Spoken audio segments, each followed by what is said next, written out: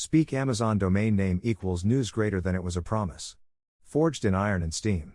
A line drawn across a map. A line that would bind a nation. The Transcontinental Railroad. America's greatest engineering feat. It was a symbol of unity. A triumph of ingenuity over impossible terrain. This is the story we all know. The grand tale of progress. The heroic march of civilization. But history is never that simple. Beneath the steel rails lies a different story.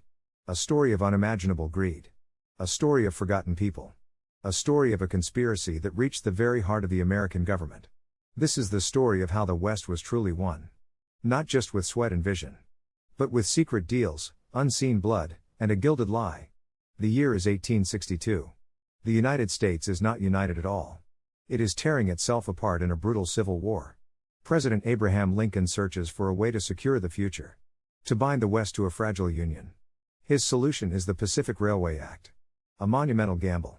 It charters two companies to build the railroad. The Union Pacific would build west from Omaha, Nebraska. The Central Pacific would build east from Sacramento, California. The government offered an irresistible prize. For every mile of track laid, the companies would receive federal bonds.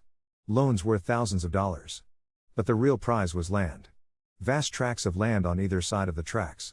A checkerboard of territory across the continent. More track meant more money. More land.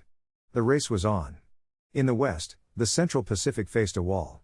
The Sierra Nevada. 15 peaks over 10,000 feet high. Solid granite. Engineers called it impossible. For 2 years, progress was measured in inches. The project was on the verge of collapse. The railroad's construction chief, Charles Crocker, was desperate. His Irish laborers, spooked by the deadly work, were quitting in droves. He proposed a radical idea. An idea met with scorn and ridicule. He would hire Chinese immigrants. His foreman scoffed. He claimed they were too small. Too fragile for the brutal work. Crocker's response was simple. The Chinese built the Great Wall, didn't they? They called them Crocker's pets. Thousands of men, fleeing poverty and war in their homeland. They were paid less than white workers. They were forced to buy their own food and supplies. They were given the most dangerous jobs. They dangled from ropes, hundreds of feet in the air. They chipped away at the rock by hand. They planted charges of unstable nitroglycerin. The fuses were short. Sometimes, perilously short. Many were not pulled up in time. Winter was a white death. Entire camps were buried in 40-foot snowdrifts. Avalanches swept dozens of men from the mountainside in an instant. Their bodies would not be found until the spring thaw. The Central Pacific kept no records of their deaths. An army of ghosts was blasting through the mountains. To the east, the Union Pacific faced a different challenge. Not mountains, but emptiness. And people who saw the Iron Horse as an invader. The workforce here was different. Irish immigrants and Civil War veterans. Hard men, paid to do hard work. Behind the end of the track came the hell on wheels. Makeshift towns of canvas and sin. Saloons, gambling dens, and brothels. Life was cheap. Violence was common. It was a chaotic, brutal advance across the plains. But the greatest danger to the railroad wasn't in the mountains or on the plains. It was in the boardrooms. The Union Pacific's vice president was a man named Thomas Durant. He was not a builder. He was a speculator. A master of financial manipulation. Durant and other insiders created a secret company. A shell corporation. They named it Crédit Mobilier of America. Its purpose was simple. And brilliantly corrupt. The Union Pacific Railroad needed a contractor to build the line.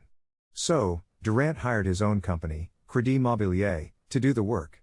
Crédit Mobilier then charged the Union Pacific astronomical prices for the construction. Bills were padded. Materials were double counted. It was a license to print money. And where did that money come from? The U.S. government. The taxpayers. The bonds and land grants meant to build a nation were being funneled directly into the pockets of a few men. To keep the scheme quiet, Durant needed political protection. He sold or gave shares in Crédit Mobilier to key congressmen at a fraction of their real value. It wasn't a bribe. It was an investment opportunity. He bought their silence. He bought their votes. A shadow government, fueled by railroad money, was taking root in Washington. For the Native American tribes of the Great Plains, the railroad was a catastrophe. The Lakota, Cheyenne, and Arapaho saw the track as a serpent. An iron serpent that desecrated their sacred land. It severed their ancient hunting grounds. And it brought the slaughter of the buffalo. The buffalo was their source of life. Food, shelter, tools, and spirit. The railroad brought hunters who killed them by the million.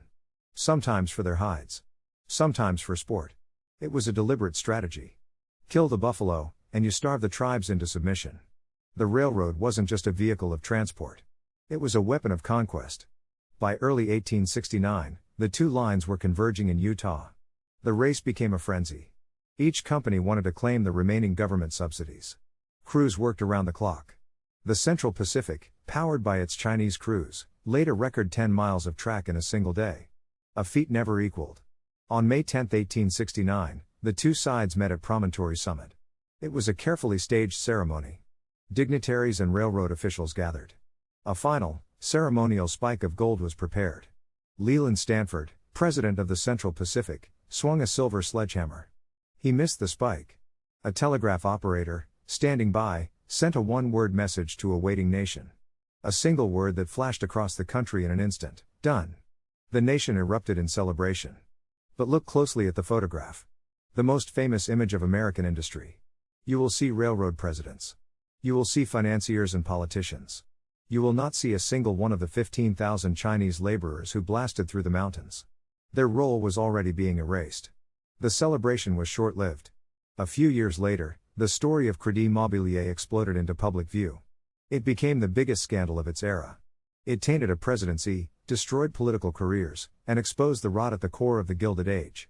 The Transcontinental Railroad did unite a country. It was a marvel of human will and engineering. But its legacy is twofold. It is a monument to a grand national vision. And it is a monument to a grand deception. It was built with staggering genius, and with staggering cruelty. Its iron rails carry more than just trains. They carry the weight of hidden truths. And the echoes of the unseen people who paid the real price for progress. /Amazon domain/speak